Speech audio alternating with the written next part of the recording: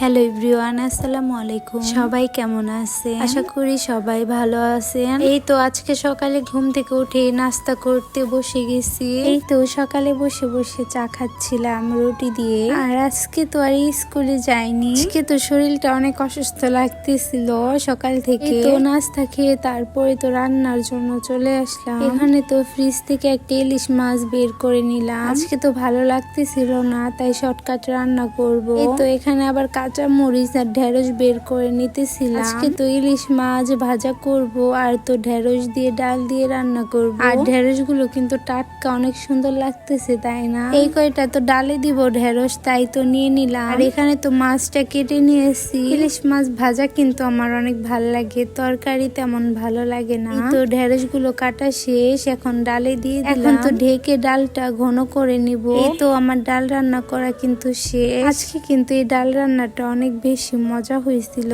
আর এখানে তো মাছ ভাজাও শেষ। ভাজা মাছই কিন্তু কাটাটা কম লাগে, তাই তো বাচ্চারা ভাজা মাছ খেতে চায়। আর এখানে তো আমি রুই মাছ ভেজে নিতেছিলাম। আজকে তো সবজি দিয়ে রুই মাছ রান্না করব। তারপরে তো মশলাটা কষিয়ে এখন পটল আর আলু দিয়ে দিলাম। এভাবে রুই মাছ রান্না করলে কিন্তু অনেক বেশি মজা হয়। তো মাছগুলো দিয়ে নিয়েছি, তারপরে তো আমার রান্না বান্না শেষ। এখন তো আবার আম নিয়ে বসে গেছি। আজকে তো আমের মোরব্বা বানাবো। এই তো এখানে আমি আমগুলো ছুলে নিতেছিলাম। তারপরে তো আবার মাঝখান থেকে কেটে কাঁচা চামচ দিয়ে কাচিয়ে নিতে হবে। এই কাঁটা চামচ দিয়ে এই কাঁচানোটা কিন্তু অনেক বেশি কষ্ট, কিন্তু হাতে ব্যথা পাইছিলাম। একবার আমার হাতে লাগছিল।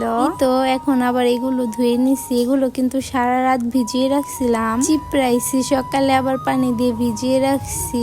দেখুন একেবারে কিন্তু নরম হয়ে গেছে। যত পানি দিয়ে ভিজিয়ে রেখে চিপড়াবেন ততই কিন্তু চুকাটা কম লাগবে। তো এখানে আমি অনেকক্ষণ ভিজিয়ে রাখছিলাম। আর এখানে তো আবার আমি চিনি দিয়ে পানি দিয়ে তারপরে জাল করে দিতেছি। পরে তো আমার আর কোনো ক্লিপ নিতে মনে নাই। ইনশাআল্লাহ পরের ভিডিওতে দেখাবো কেমন হয়েছে আমের মোরব্বা। আর এখানে তো মাটির চুলায় রান্না করতেছিলাম নদীর মাছ। ফার্স্টেই তো আমি এখানে নদীর মাছগুলো কষিয়ে নিতেছি। আর এগুলো কিন্তু বাইলা মাছ। এই মাছগুলো কিন্তু খেতে অনেক মজা হয়। এখানে কিন্তু ভালো করে কষিয়ে নিতে হবে। ভালো করে কষিয়ে তারপরে তো আমি একটু ঝোল দিয়েছিলাম। আর ঝোল দেওয়ার পরে আবার মাছগুলো আমি একটা একটা করে উঠিয়েও নিয়েছি। এবার তো আবার আলু আর দাঁড়া দিয়ে দিলাম এখানে। আজকে তো আলু আর দাঁড়া দিয়ে রান্না করব এই মাছটা। তারপরে তো সবজিগুলো ভালো করে কষিয়ে নিতেছিলাম। এভাবে রান্না করলে কিন্তু মজা লাগে অনেক। আর নদীর মাছের তো স্বাদই আলাদা। তো এখানে একেবারে সুন্দর করে কষিয়ে নিয়েছি।